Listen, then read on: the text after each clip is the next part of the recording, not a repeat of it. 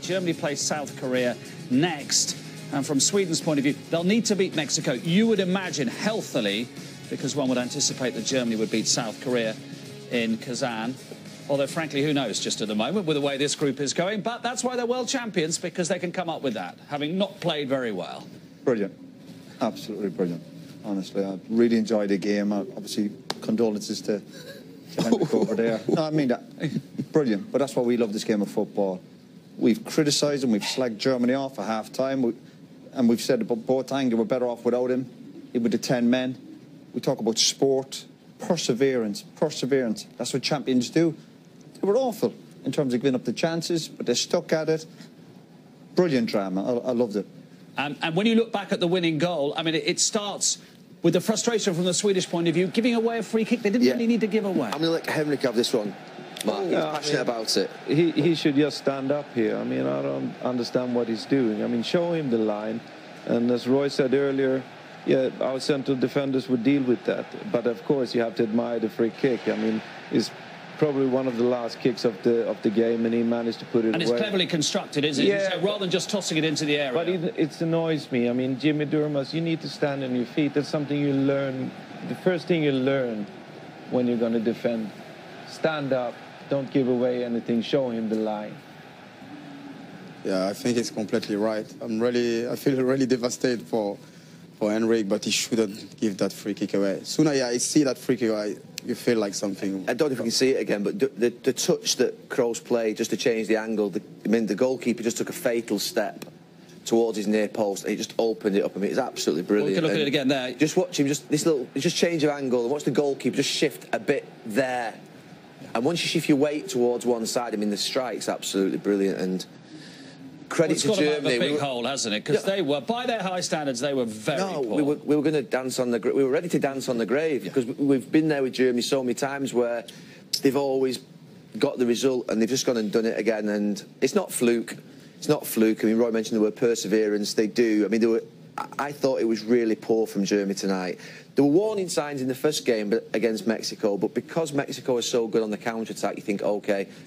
But the performance of the centre-backs and lack of understanding, you think of Boateng's positions tonight on the ball moving forwards.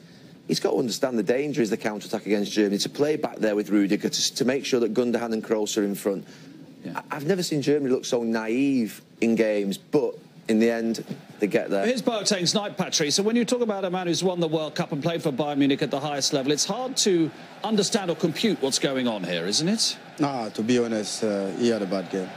He had a bad game. Sometimes you can see he's playing like, you feel like it's Beckenbauer. So I don't want to go harsh on him, but tonight he had a really bad game. And actually, when he was out, sent off, Germany play better. So, yeah, he had a really bad night. Well, they spoke about him having 650 pairs of shoes. Well, he can't be right upstairs. I think I've had 6 pairs of my life. 650 pairs of shoes. Why are you talking about the shoes? Looked like he was playing in these shoes, slip-on shoes. No clubs. No clubs anymore. Yeah. Let's have a quick look at Royce's equaliser then, right at the start of the second half, because he brought on Gomez, just changed the shape a little bit, and this goal right at the start of the second half. We probably thought after this, Germany would of course, and you're looking for a reaction. And dream start to the second half, and again they were getting in some good positions. It's just that final ball, and again they're getting bodies in the box. They've obviously the managers had to go to them, and there you go.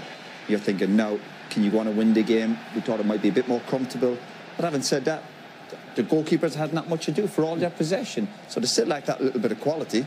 But I don't know what he was trying to do there, Royce. He was trying to the old flick. Again, overcomplicating the game. Germany, Slaven mentioned something the other day in the studio around them being stuck. About half of this team have played under Pep Guardiola and the influence of Pep on this German team. They seem like they're sort of playing half like Pep Guardiola would do. The two full-backs are pushed right high. The two centre-backs are split. The problem is, when you watch Pep Guardiola's City team or the Barcelona teams, one of the full-backs comes into midfield to stop the counter-attack. Both the full-backs of Germany are right on the touchline wide. They're getting counter-attacked on it. It's as if they're stuck in between what would be a German way, which was the second half, when Gomez is on there and they're putting crosses in the box, bodies in the box, and this possession game, where Kroos is trying to dictate the play and the full-backs are wide, and they're stuck. They're in between. It feels like they're in between tactical Two schools. system. Yeah, absolutely. Right now, from Sweden's point of view, you're going to have to beat Mexico, aren't you? And maybe with a few goals as well. Because you'd imagine that Germany are going to beat South Korea. Well, we imagine. Yeah, what we've seen of South Korea so far, I would expect Germany to win that game quite comfortably. We have to do something. We showed a lot of heart today. We didn't manage to get it all the way.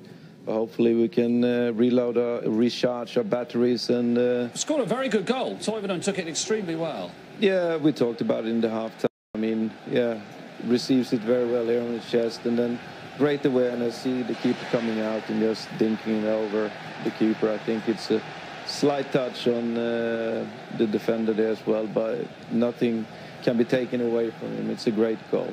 So hopefully we can do something good against Mexico, because we need it.